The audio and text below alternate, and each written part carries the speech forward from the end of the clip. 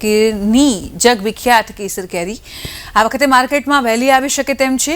કૃષિ વૈજ્ઞાનિકો દ્વારા ખાસ આપવામાં આવેલી માહિતી અનુસાર ગીરમાં કેસર કેરીનું ઉત્પાદન આ વર્ષે છેલ્લા 5 વર્ષની સરખામણીએ વધુ મબલખ થઈ શકે છે। ખેડૂતો અને બગીચા ધારકો બંને આ વર્ષે કેરીના પાકને લઈને ખૂબ જ આશાવાદી છે। ત્યારે ફળોના રાજા તરીકે ઓળખાતી કેસર કેરીને દેશ વિદેશમાં ખૂબ જ વખાણવામાં આવે છે।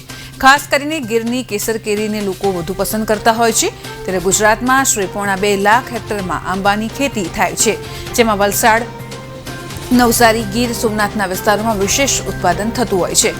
ગીર સોમનાથમાં 16,500 હેક્ટર સાથે ગુજરાતમાં ત્રીજા ક્રમે છે। ત્યારે તલાલા ગીરના ખેડૂત રાકેશ શિરોયાએ જણાવ્યું છે કે આ વર્ષે ફ્લાવરિંગ ખૂબ સારું થાય છે, ત્યારે જેનાથી મબલક ઉત્પાદનની આશા પણ છે। આ વર્ષે કોઈ પણ પ્રકારનો રોગ ન હોવાથી કેસરનું મબલક ઉત્પાદન થવાની શક્યતા વધી જતી હોય છે। મારું નામ રાકેશ મગનભાઈ શિરોયા, તાલાળા પ્રોપર અને સુગર ફેક્ટરીની સામે આપણી ફાર્મ આવેલું છે। અને આવરણ તો આજકાલ ફ્રૂટમાં તો કંઈ બાકી જ નથી કે ઓમ ગણીએ તો આપણે 110% ફ્રૂટ ગણાય આપણે।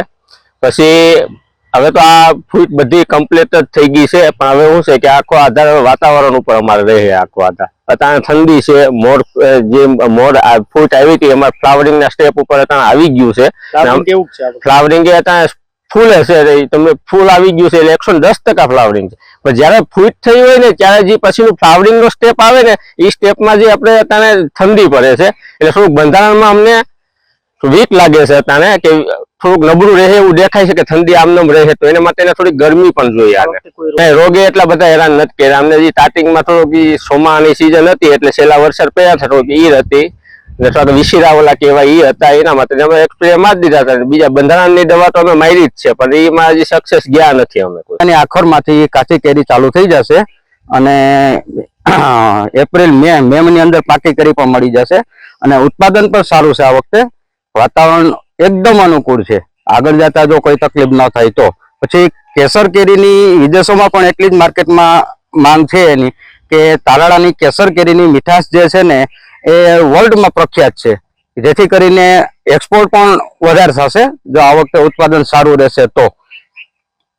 કેસર કેરીને ઉત્પાદનમાં તો એવું છે સાહેબ કે આ જમીન જે છે ને કેસર કેરીને બહુ માફક આવે છે। બીજી ઘણી જગ્યાએ કેસર કેરીના બગીચા પણ છે, પણ આની જે મીઠાશ છે ને એ લગભગ કોઈ જગ્યાએ મળતી નથી, કેમ કે જમીનને જેવાની વસ્તુ અનુકૂળ પડે ને એના ઉપર જ ફળ ને ફૂલનો આધાર રહેશે બધો। જેથી કરીને કેસર કેરી તાલાળાની ગીરની પ્રખ્યાત કેરી જે છે કેસર કેરી એને હિસાબે જ એ લોકોની માંગણી વધારે છે અને વિદેશમાં પણ એક્સપોર્ટ થાય છે। આ વખતે 60-70% આસપાસ રહેશે જો આમનામ રહેશે તો, કેમ કે અત્યારે દેખાય છે એટલું તો રહેતું જ નથી, 10-15-20% તો નીકળી જ જાય છે એમાં, પણ સરેરાશ 70-75% આસપાસ ઉત્પાદન રહેશે આ વખતે। વિજયસિંહ બારડ, બાગાયત અધિકારી અને વિષય નિષ્ણાત, individual centre of excellence for mango, Talala, બાગાયત વિભાગ, ગુજરાત રાજ્ય। જી ચોક્કસ, છેલ્લા 5 વર્ષની વાત કરવામાં તો 5 વર્ષની સાપેક્ષે ચાલુ વર્ષે ખૂબ જ સારા પ્રમાણમાં એક સાથે ફ્લાવરિંગ આવી ગયેલું છે। લગભગ 90 થી 95% વિસ્તારમાં ફ્લાવરિંગ છે એ આવેલું છે અને ફૂલ જોશમાં જે મેંગોનું ફ્લાવરિંગ છે એ એક સાથે આવેલું છે। બાકી ગયા વર્ષોમાં શું થતું કે એક ફેઝ ડિસેમ્બરમાં આવે, એક ફેઝ જાન્યુઆરીમાં આવે, એક ફેઝ ફેબ્રુઆરીની શરૂઆતમાં આવે, એવી રીતે 2 થી 3 ફેઝમાં ફ્લાવરિંગ આવતું, પરંતુ ચાલુ વર્ષે 1 થી 2 ફેઝમાં સંપૂર્ણ ફ્લાવરિંગ છે એ આવી ગયેલું છે।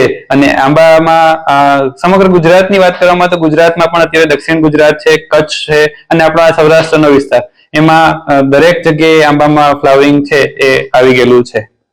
દર વર્ષની વાત કરવામાં તો દર વર્ષ કરતા આ વર્ષે ફ્લાવરિંગ વહેલું આવ્યું છે, મોડું આવ્યું છે, કેવી રીતે? ફ્લાવરિંગ આ વખતે વાતાવરણ ખૂબ જ સારું રહ્યું છે, એના કારણે ફ્લાવરિંગ છે એ ખૂબ એના યોગ્ય ટાઈમ એટલે કે 15 ડિસેમ્બર થી લઈ અને અત્યારે 17મી જાન્યુઆરી થઈ અત્યાર સુધીમાં લગભગ 95% આંબામાં ફ્લાવરિંગ છે આવી ગયેલું છે। બાકીનું 5-10% જે ફ્લાવરિંગ બાકી છે એ આવનારા 5-7 દિવસમાં અથવા 10 દિવસમાં જાન્યુઆરી એન્ડ સુધીમાં ફ્લાવરિંગ આવી જશે। આ યોગ્ય સમય છે અને આ ફ્લાવરિંગમાં અત્યારે સૌથી મોટો ફાયદો એ છે કે વધારે રોગ જીવાત નથી। બાકી દર વખતે થ્રીપ્સ છે, મધીઓ છે અને ભૂકી છારા જેવા રોગનો ઉપદ્રવ રહેતો અને ફ્લાવરિંગ ઉપર ખૂબ મોટી નુકસાની થતી।